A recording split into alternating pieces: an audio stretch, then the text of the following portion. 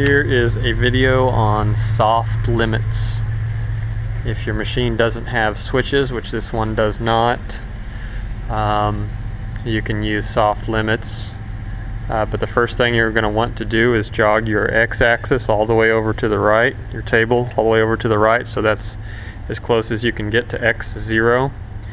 You'll want to jog your y-axis as close as you can get it to the column. That'll be your y0.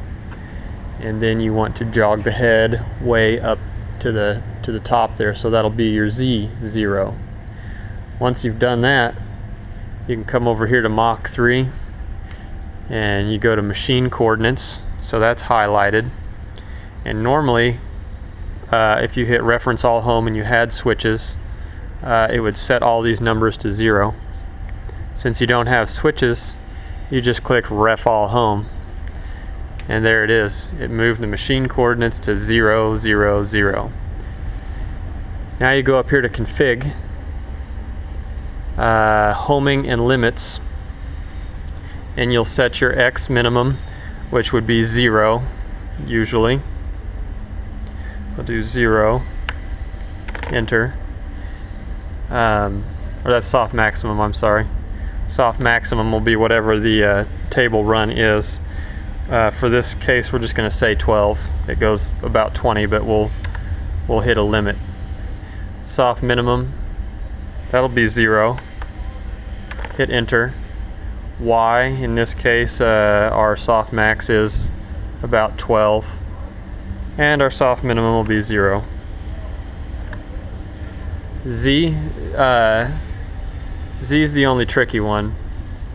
Z, your soft max will be 0, and your soft minimum will be whatever the distance it is from the quill to the table, or that you want your mill to go through. So you would have to measure, say, the distance from the quill to the vise if you wanted to prevent it from hitting something down there. Anyway, it's arbitrary, but that's the only trick. The maximum is 0, because the head always goes negative. And once you're happy with that, you hit OK. And now we can go back to our work coordinates right there. And normally we would move the vise over and touch off a corner or something, and then we would say that's x0, y0, and then bring z down, and that'll be z0. And we're going to say we'll cut our part right here. So then you can just start cutting. And then to trigger a limit, we'll go back to homing and limits here. Homing and limits, we have a slow zone set to 1 inch, so we'll jog the x-axis over towards 12, and we will and it'll slow down automatically within that 1 inch range. It'll slow down to 20% of the maximum speed. And these limits are all in machine coordinates, not work coordinates, so you'll need to be in machine coordinates if you want to see what's going on. So here's what we'll do. We'll go ahead and we'll jog this table on over. Oops. It's already slowing down. And 12. There you can see I can't go any farther. Soft limits, movement aborted. So we've reached our 12-inch maximum run. It will, however, let us go the other way. So there you can kind of see how limits will work. And actually I didn't bring this all the way to x0. So there you go. There it is on the other side.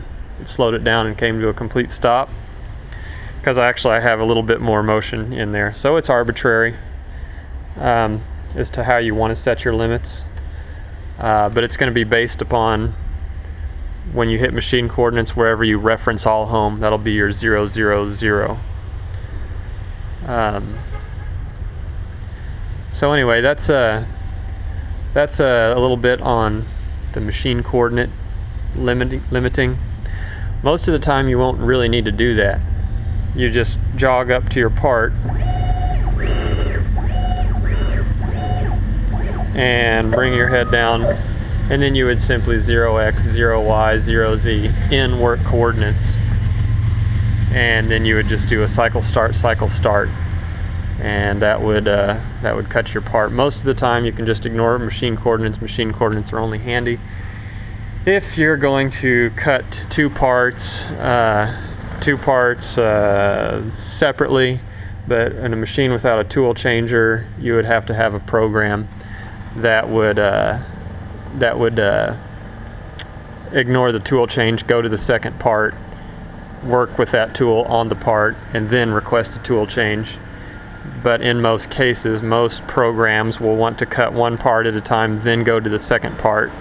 So if you have a mill without a tool changer, you probably really won't use machine coordinates too often.